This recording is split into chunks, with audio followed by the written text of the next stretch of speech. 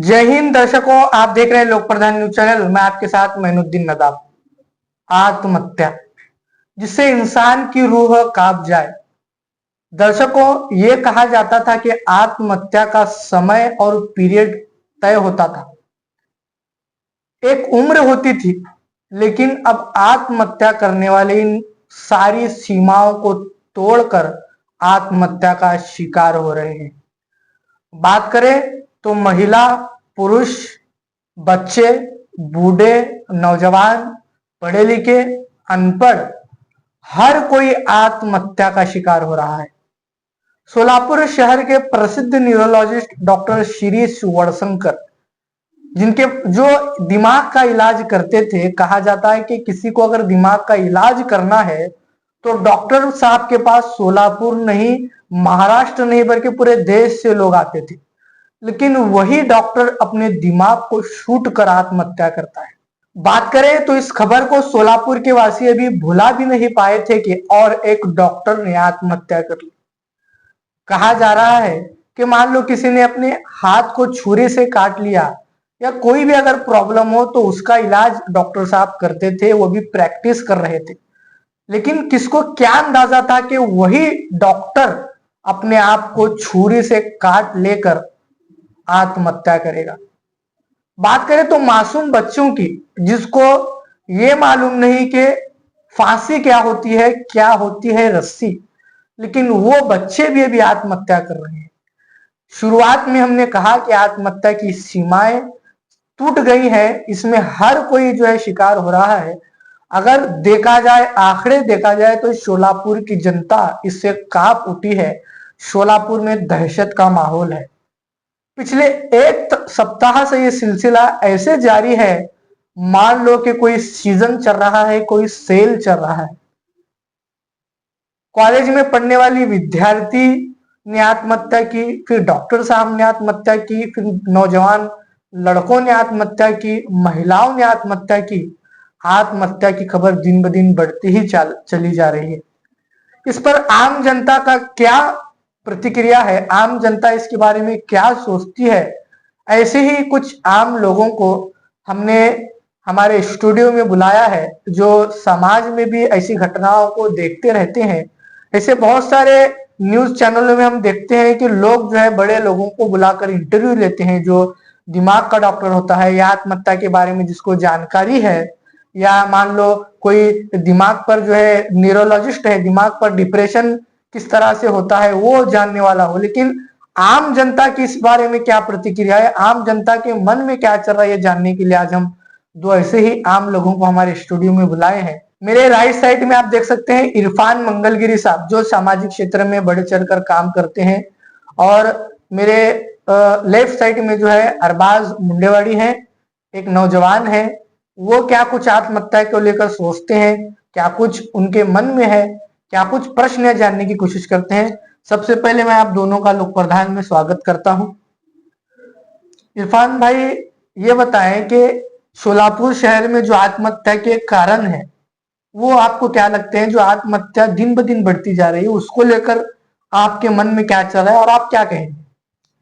सबसे पहले मैं लोक प्रधान में हमें बुलाया गया, तो हम लोक प्रधान की पूरी टीम का, आयाज भाई का शुक्रिया अदा करते हैं कि जिन्होंने हमें याद रखकर यहाँ पे बुलाया। और लोक प्रधान एक बहुत ही बेहतरीन चैनल है जिसने आवाज उठाई है आत्महत्या के खिलाफ। जो कुछ सोलापुर में चल रहा है, 12 साल की बच्ची हो या फिर डॉक्टर हो या आम नागरिक हो, सोलापुर में जैसे हम मोबाइल चालू करते हैं तो एक आत्महत्या का हमें मैसेज जरूर आ रहा है, रोजाना आ रहा है। तो बहुत ही बुरी बात है। तो मैं सभी लोगों को आह्वान करता हूं कि ये सब गलत है, और अपने जो भी लोग हैं, अपने जो फैमिली के लोग हैं, अपने जो फ्रेंड सर्कल है, जो भी डिप्रेशन में है, तो उनको हम पूछना चाहिए कि क्या प्रॉब्लम है तेरे में, थोड़ा चेंजेस नजर आ रहा है। जैसा कि माँ बाप को अगर कुछ अपने बच्चों में थोड़ा भी अगर चेंजेस नजर आता है तो माँ बाप को फौरन उस पर ध्यान देना चाहिए कि बच्चा ऐसा क्यों कर रहा है, उसको क्या प्रॉब्लम है। बड़े लोग में भी अगर कोई ऐसे चेंजेस नजर आता है, जैसा कि फ्रेंड सर्कल है अपने, कोई लोग क्या करते हैं अपने खानदान के लोगों को बताते नहीं, घर में बताते नहीं। अच्छा, तो जो कुछ फ्रेंड रहते हैं तो उनको बताते, या तो कोई लाइफ में कोई भी व्यक्ति हो, उनका कोई एक खास बंदा रहता है जिससे वो अपने दिल की बात, मन की बात शेयर कर सके। अच्छा। तो उनको अगर कोई शेयर करना चाहता है तो वो जो सामने का जो आदमी है उसको गौर से सुने, ऐसा ना करे उसकी मजाक ना उड़ाए या तो उसको केयरलेस ना करे, क्योंकि ये बहुत इंपॉर्टेंट है। अभी आप जैसा बताया कि डॉक्टर साहब ने सुसाइड की, 12 साल की बच्ची ने सुसाइड की। डॉक्टर साहब का जो सोलापुर में जो मैटर चल रहा है, तो उनका जो रीजन है वो है ब्लैकमेलिंग का। अच्छा। ब्लैकमेलिंग, और उन्होंने अपनी इज्जत को डर कर, अपनी जो उन्होंने जो इज्जत कमाई थी, जो 30 40 सालों में जो भी, तो उन्होंने जो उनकी जो काम करने वाली जो असिस्टेंट थी, तो उनको डर कर उन्होंने चिट्ठी लिखकर आत्महत्या की। तो आत्महत्या के कारण बहुत सारे हैं, जैसे कि डिप्रेशन में है, और कोई कर्ज कर्ज के हिसाब से करता है, तो कोई अपनी इज्जत को डर के करता है। तो ऐसा अगर जब कभी होता है तो मैं वही बताऊं कि आप सभी लोग अपने कोई नजदीकी लोगों को मिले, शेयर करें, ताकि उससे छुटकारा पाए। हर चीज का इलाज है। अच्छा, इरफान भाई देखिए, आपने कहा है कि डॉक्टर साहब बच्चों के ताल्लुक से आपने बताया कि बच्चों में अगर कोई बदलाव होता है, कोई चेंजेस होते हैं, तो सबसे पहले ये माँ बाप की जिम्मेदारी होती है कि बच्चों पर ख्याल रखे। लेकिन बात करें तो प्रसिद्ध न्यूरोलॉजिस्ट डॉक्टर शिरीष वर्णशंकर, जिसने हजारों लोगों की जान बचाई, लेकिन उस डॉक्टर साहब को ऐसा जो है, क्या उनके ऊपर मतलब ऐसा डिप्रेशन आया और क्या उनके ऊपर ऐसी मुसीबत आई कि उनको आत्महत्या जैसा मतलब वो है एक बड़ा कदम उठाना पड़ा। उसके बहुत सारे खुलासे अभी भी सामने आ रहे हैं, लेकिन एक आम जनता बोलकर, एक आम नागरिक बोलकर आपका क्या ख्याल है उस केस मेरा को ख्याल लेकर? है जो असिस्टेंट जो डॉक्टर का जो चल रहा है बीच में, अच्छा। उसका नाम भी डिक्लेयर हो गया है, जो मनीषा नाम है। अच्छा। तो उसने जो हद से ज्यादा जिस पर डॉक्टर साहब ने भरोसा किया था, एक फैमिली मेंबर की तरह, तो अच्छा। उसने ब्लैकमेलिंग किया और न जाने क्या क्या उनको मतलब डराया धमकाया। तो डॉक्टर साहब, मेरे ख्याल से डॉक्टर साहब ने ये सब चीजों को अपनी इज्जत को बचाने के लिए, अच्छा। और ये बदनामी ना हो इसके लिए उन्होंने ऐसा कदम उठाया। लेकिन ये गलत है, क्योंकि बदनामगी, अगर कोई इंसान अगर सुसाइड करता है तो उसको, उससे वो निजात पाता है, छुटकारा पाता है, ऐसा नहीं है। अच्छा। अभी जो डॉक्टर साहब जो 40 साल में जितने काम किए उन्होंने, न्यूरोलॉजिस्ट बोल के अच्छे अच्छे, सोलापुर के नहीं बल्कि महाराष्ट्र के नहीं बल्कि पूरे इंडिया लेवल के बड़े डॉक्टर उनसे राब्ता कायम करते थे और ट्रीटमेंट के बारे में पूछा करते थे। अच्छा। लेकिन ऐसे डॉक्टर जब कभी ऐसा कदम उठाते हैं तो बहुत बड़ी अफसोस की बात कहा जा सकता है इसको। अच्छा। तो मुझे लगता है ये गलत है। अच्छा, देखिए अरबाज भाई, अभी ये सप्ताह में यानी 15 से 15 तारीख तक अंदाजे लगाए जा रहे हैं कि 10वीं और 12वीं के रिजल्ट आएंगे।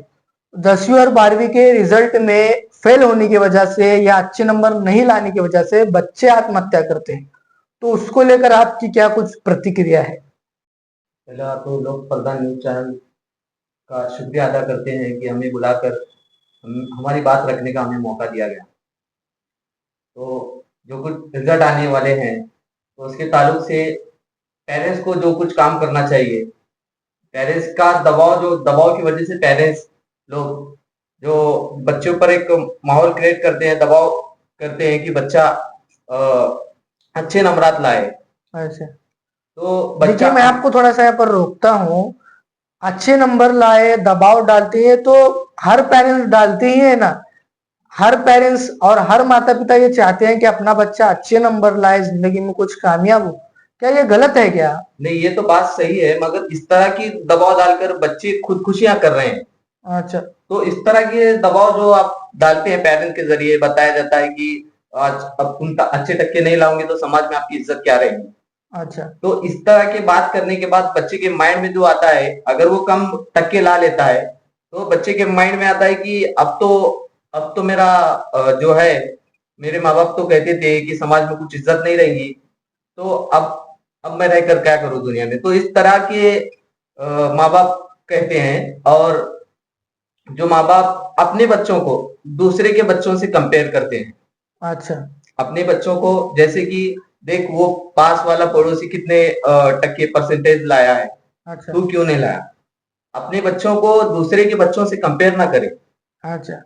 तो इससे क्या होता है, जो खुदकुशी करते हैं बच्चे, उनके माइंड में आता है कि गलत कदम उठाते हैं वो इसलिए कि अच्छा। प्रेशर, माँ बाप का जो प्रेशर है। तो आगे चलकर मैं एक बात बताता हूँ आपको कि जो एक मामूली सा पेपर ये नहीं बता सकता बच्चे की काबिलियत। अच्छा।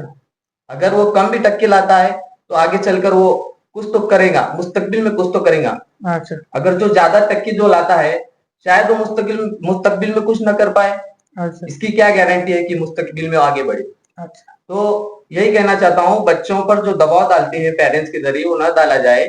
बाकी का जो अगर कम टक्के लाता है तो और आगे जो फील्ड में उसको वैसे आप देखें उसके ऊपर, तो आप वैसे ये करें उसको अच्छा। कि यहाँ पर अरबाज भाई का कहना है कि जो पेरेंट्स माता पिता अपने बच्चों पर दबाव डालते हैं वो गलत है, लेकिन जैसा लोक प्रधान न्यूज चैनल ने कल इंटरव्यू लिया था और उसमें शेख वसीम सर ने बताया कि दबाव डालना सही है, यहाँ पर दबाव डालना गलत नहीं है। एक बात क्लियर हो जाए, माता पिता अपने बच्चों पर दबाव डाल सकते हैं, लेकिन दबाव कब डालना है, जब कॉलेज स्टार्ट हुआ है, मान लो स्कूल का ईयर स्टार्ट हुआ है, उस समय से। क्या बच्चा, मान लो आपका बच्चा जो है कॉलेज जाता है, तो कॉलेज में क्या वो रेगुलर लेक्चर अटेंड करता है? मोबाइल में वो जिस तरह से ऑनलाइन मोबाइल यूज कर रहा है, मान लो 5-6 घंटे मोबाइल में बैठा हुआ है, बस मोबाइल को ही देख रहा है, तो 5-6 घंटे वो बच्चा मोबाइल में क्या कर रहा है, इस पर माँ बाप की कड़ी नजर हो। कॉलेज में आकर फॉलोअप ले अपने टीचरों से कि बच्चा हमारा जो है क्या करता है, डेली कॉलेज आता है क्या, लेक्चर अटेंड करता है क्या, और कितने घंटे वो पढ़ाई करता है। और तब जाकर आपको खुद पता चलता है कि आप, हमारा बच्चा जो है कितने परसेंटेज ला सकता है, उस हिसाब से आप अपने बच्चों को बोले कि आप कितने परसेंटेज लाए। मान लो पूरा साल आपका बच्चा कॉलेज नहीं जाता, लेक्चर अटेंड नहीं करता, पढ़ाई नहीं करता, मोबाइल में लगा हुआ रहता है, तो आप उससे उम्मीद लगा रहे हैं कि बच्चा जो है 90 लाए, तो ये दबाव डालना आप पर गलत है।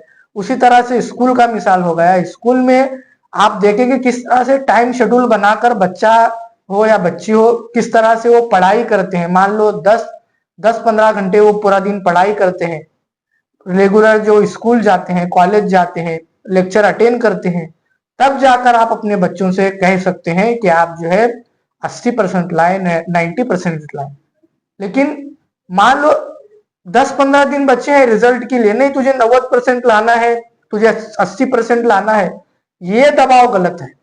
पूरा साल आप अपने बच्चों को फॉलोअप ले, दबाव डाले, ये दबाव ठीक है। इस तरह से हमारा आपको विनती और रिक्वेस्ट रहेगी।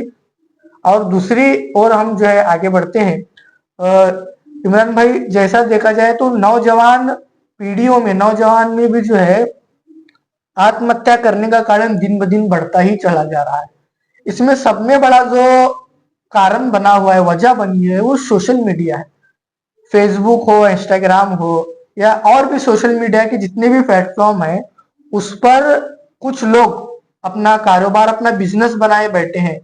मान लो पहले आपको एक हाय हेलो बोल का मैसेज आता है, हाय हेलो मैं आपकी फ्रेंड बनना चाहती हूँ, उसके बाद जो है मैसेज आकर आपसे कुछ वीडियो बना बना के ले जाते हैं, गंदे वीडियो। उसके बाद ब्लैकमेल किया जाता है आपको कि आप इतने पैसे दो, नहीं तो मैं आपके वीडियो को जो है आपके फ्रेंड में शेयर करूंगा, आपके रिश्तेदार में शेयर करूंगा। ये प्रमाण जो है नौजवानों में बढ़ता जा रहा है, तो इसको लेकर आपकी क्या प्रतिक्रिया है? सबसे पहले जो अभी ऑनलाइन जो रम्मी जो चल रहा है, ऑनलाइन रम्मी हो या ऑनलाइन जो क्रिकेट के जो ऐप हैं, तो मैं सभी से आह्वान करता हूं कि इसके चक्कर में ना पड़े। इसके चक्कर में काफी सारे लोग पैसे हारे हुए हैं। जीता हुआ वो दिखाते हैं, कोई तो भिवंडी में जीता है या तो फिर दिल्ली में जीता है, मैंने इतने जीता है, क्या पता हो सकता है वो फ्रॉड हो। लेकिन हमारे जो करीब के लोग हैं वो तो सब पैसे हार रहे हैं, जिसे हम बुक्की भी कह सकते हैं। क्रिकेट में क्या है, तो रम्मी भी हो सर्कल, रम्मी सर्कल, क्रिकेट, ये जो भी है ये सब लॉस के काम है। मैं सभी को आह्वान करता हूँ, ये सब फ्रॉड है, इसके चक्कर में ना पड़े। कई नौजवान इसके शिकार हो चुके हैं। अच्छा, इसके बावजूद ये लोग जो कर्ज से तंग आकर कई लोगों ने अपने आप को खत्म किया है, सुसाइड किया है। अच्छा, तो ऐसे भी ऐप है कुछ जो आपने बताया कि हाय हेलो मैं आपसे फ्रेंडशिप करना चाहती हूँ, आप मुझसे मिलिए, वीडियो कॉल पे मिलिए, ये भी फ्रॉड ऐप है। अच्छा, इसमें क्या किया जाता है, और एक नया ऐप निकला है जिसपे ऑनलाइन लोन लो बोल के, तो उसमें दिया जाता है 10,000 रुपए लोन दिया जाता है। जब आप उसका ईएमआई भरते हैं या जब, तो ठीक है, अगर नहीं भरते हैं आप, तो आपकी ईमेल आईडी उनके पास होती है और आपका सेल्फी वो लेते हैं, फोटो, अच्छा। तो उसको वो एडिटिंग करके गंदे वीडियो से कनेक्ट करके आपका चेहरा मैच करके वो आपके जितने भी कॉन्टेक्ट नंबर हैं तो उस पर वो भेजते हैं। तो अच्छा। वो अगर आप हफ्ता नहीं भरते तो आपको डिप्रेशन में जो अभी आप समझ में नहीं आता कि माँ बाप को कैसे बोलूं कि मैंने अच्छा। लोन लिया था, फिर अच्छा। अभी मैं क्या करूं, वो लोग मेरी बदनामगी करेंगे। और मेरे दोस्त के पास देखा था मैं कि वो गंदे वीडियो भेजे थे। तो अच्छा। ऐसे भी कुछ केसेस सामने आए हैं कि कई लोगों ने अपनी शर्म बदनामगी को डर कर शर्म आकर आत्महत्या सुसाइड की है। अच्छा। तो ऐसे ऐप से भी आप लोन ना लें और ऐसे जो रम्मी है जो भी है ऑनलाइन इससे बचें। और अगर आपने लिया भी है आपके पास ऑप्शन नहीं है तो आप किसी ना किसी को शेयर करें, आप अपने फैमिली को शेयर करें, आप अपने रिश्तेदार में करें, आप अपने फ्रेंड सर्कल में करें। अगर आपको नहीं होता तो आप बिंदास जाकर आप पुलिस कंप्लेंट करा सकते हैं, आपकी जान से ज्यादा नहीं है वो। तो अच्छा। अगर आपको पुलिस पास भी जाने को अगर शर्म आती है, दिक्कत है, तो आप मैं मेरे दिल से कहता हूं कि आप लोक प्रदान की टीम से मिलिए, आपको यहाँ पे इंसाफ मिलेगा। अच्छा। जैसा कि इरफान भाई ने कहा कि लोक प्रधान का दरवाजा आपके लिए खुला है, तो लोक प्रधान न्यूज चैनल के माध्यम से मैं भी आपसे अपील करता हूं कि ऐसी कोई डिप्रेशन में आप पड़े हैं जो आप अपने परिवार को नहीं बता सकते, दोस्तों को नहीं बता सकते, माता पिता को नहीं बता सकते, तो हमारे दरवाजे आपके लिए चौबीसों घंटे खुले हैं। आप कभी भी लोक प्रधान न्यूज चैनल का दरवाजा खटखटा सकते हैं और लोक प्रधान न्यूज चैनल अपने ताकत के मुताबिक आपकी मदद करता ही रहेगा। इरफान भाई, और एक सवाल मेरा ये है, मान लो जैसे आपने बताया कोई कर्ज से परेशान होकर आत्महत्या करता है, तो कोई ऑनलाइन जैसे ऑनलाइन जुआ हो या ऑनलाइन ब्लैकमेलिंग हो उससे तंग आकर आत्महत्या करता है, या कोई बीमारी से परेशान होकर आत्महत्या करता है। ऐसे बहुत सारे कारण और वजह आत्महत्या के हैं, जो एक सीमा होती है, एक टाइम होता है, एक उम्र होती है।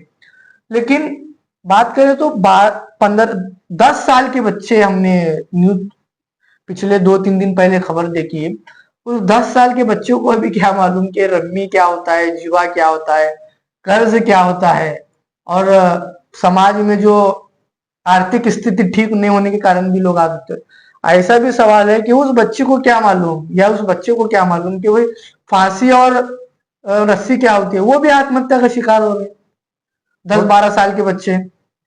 आपका बहुत ही बेहतरीन सवाल है उसका। क्योंकि अभी मान लो एक उम्र पर आप आ गए तो हम मान सकते हैं कि अब जैसा डॉक्टर साहब उनको कुछ परेशानी होगी, या एक उम्र पर हम आ गए तो भाई फैमिली का टेंशन है, फैमिली की जिम्मेदारियां हैं, मतलब कोई महिला है तो उसको मान सकते हैं कि भाई घरेलू उसकी विवाद है, सास ससुर का टेंशन है, विवाद। लेकिन एक बच्चे को मेरे हिसाब में क्या टेंशन हो सकता है, अभी नई उसकी दुनिया वहां पर शुरू होने वाली, वो क्यों आत्महत्या करता है?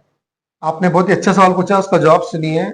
जो छोटे बच्चे जो होते हैं 12 साल के, 13 साल के, 14 साल, अच्छा। इनको देखा जाए तो वो बच्चे जो रात में जो है ना अपने बाथरूम को जाने के लिए वगैरह डर जाते हैं अंधारे में।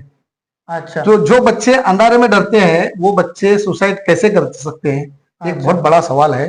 तो उसका जवाब यह है कि उसकी जो वजह है वो है उनके पेरेंट्स। जब कोई पेरेंट्स अपने बच्चों के सामने जो झगड़ा करते हैं, अच्छा। सुनो ना, हाँ। अच्छा। हाँ। तो वो ये बच्चों को सुसाइड मालूम नहीं है।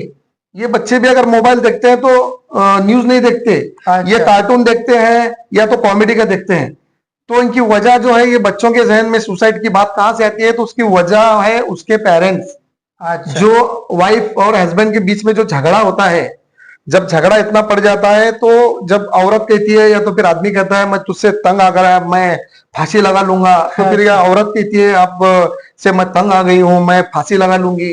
तो ये जहनीत बच्चों की जो है, ये जो कैचअप करते हैं बच्चे, बच्चे बड़े टैलेंट होते हैं, चाहे अच्छी चीज हो या बुरी चीज हो, तो वो उनमें काबिलियत होती है उसको जहन में बिठाने की।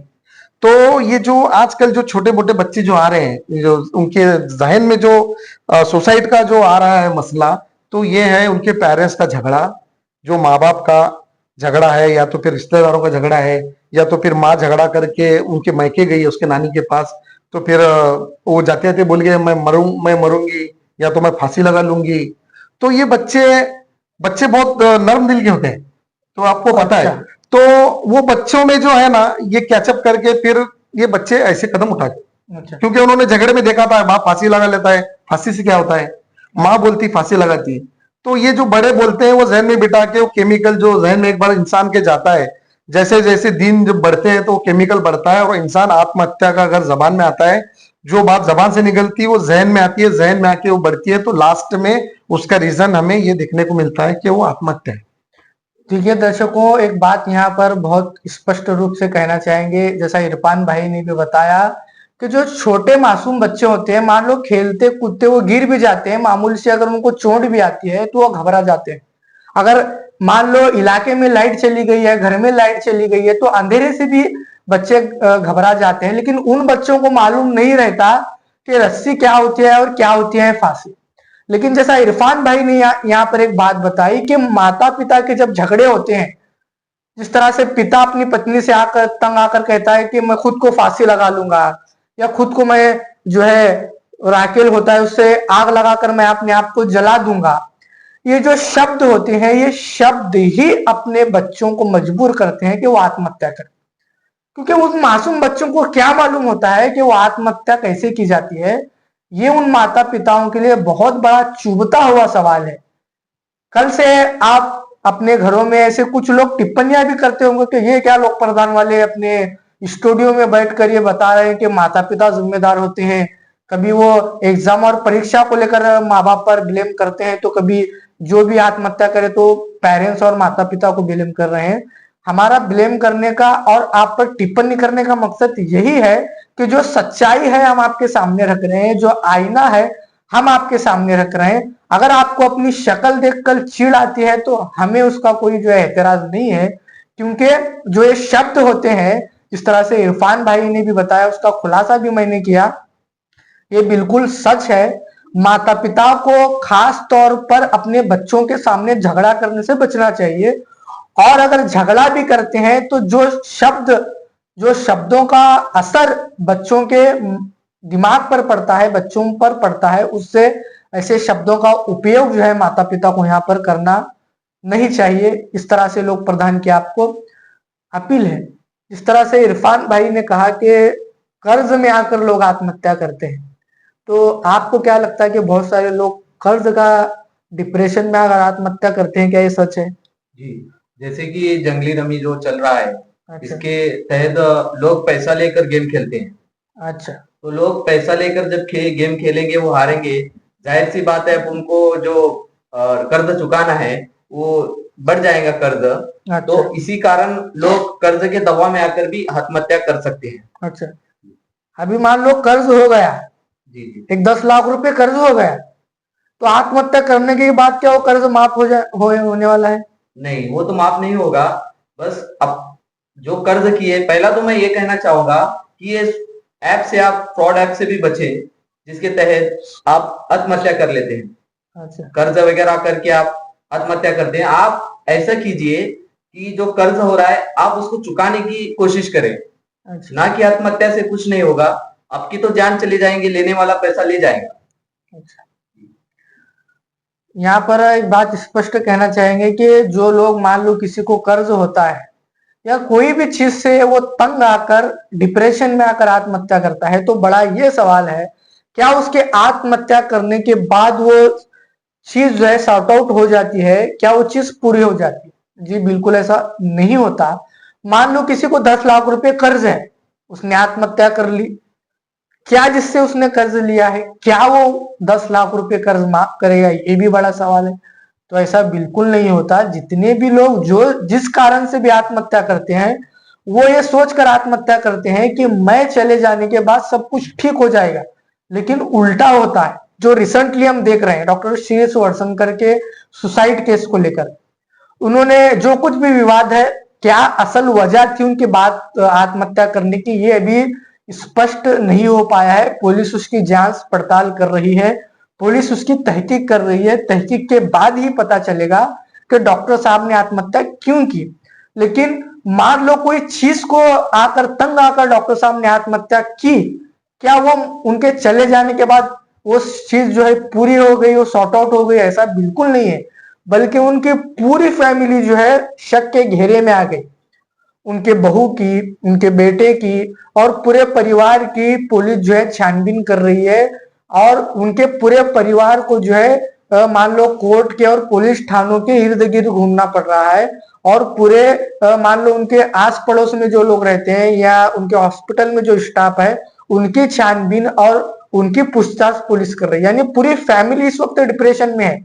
डॉक्टर साहब ने एक अलग सोचा था कि मैं चले जाने के बाद सब कुछ ठीक हो जाएगा, लेकिन बिल्कुल ऐसा नहीं हुआ। इरफान भाई, आप क्या कहेंगे? देखिए, कोई अगर इंसान अगर ये सोचता है कि मेरे अगर चले सुसाइड करके मैं चले जाने से अगर सब शूट आउट होता है और सब खत्म होता है, तो ऐसा बिल्कुल नहीं है। सबसे पहले आपकी फैमिली बदनाम हो जाएगी, आपके फैमिली के लोग, आपके दोस्त लोग वो पछताएंगे कि इसने हमें इतना पराया समझा कि हमें बताया तक नहीं, शेयरिंग तक नहीं किया हमसे, हर बात बताता था लेकिन ये बात नहीं बताया। लेकिन मैं आपको ये बताना चाहता हूँ कि हर इंसान की जिंदगी में कोई ना कोई रहता है जो उसके खास कहा जाता है, तो उसे ये सब शेयरिंग करना चाहिए। तो जी, डॉक्टर साहब ने गलत फैसला लिया हम बोल सकते हैं, ताकि इतने बड़े डॉक्टर्स हैं, जिंदगी में हर एक को जाना है, लेकिन उसकी जाने की वजह भी एक मिसाल बन जाए। अच्छा, जाने की वजह भी एक मिसाल बन जाए, ना कि कोई ऐसा हादसे करके, कोई सुसाइड करके एक ऐसा बदनामगी बन जाए। जो फैमिली का नाम हम देखते थे नहीं, जो एक अच्छा नाम लिया जाता था, आज उनको शक की नजर से देखा जा रहा है। अभी मैनुद्दीन भाई ने बताया, तो ये बिल्कुल गलत है। आपके साथ भी ऐसा कहीं होता है तो आप बिल्कुल उसको डरे नहीं, घबराए नहीं, आप अपनी फैमिली को बताएं, आपके फ्रेंड को बताएं, या आपको नहीं जमता है तो पुलिस डिपार्टमेंट में जाइए, आपके हक में है, पुलिस का काम है हम जैसे लोगों की, आप जैसे लोगों की मदद करना और जो भी प्रॉब्लम है वो सॉल्व करना। इसके लिए कई एक नंबर्स भी है, 112 नंबर भी है, 100 नंबर्स भी है, उससे भी आप कॉल करके दिल खोल के बता सकते हैं। आत्महत्या करने से कई इलाज ऐसे हैं जिससे मैं आपको बताऊंगा कि अगर आप आत्महत्या करना चाहते हैं तो उससे पहले आप कोई अस्पताल जाइए, जैसा कि सिविल अस्पताल।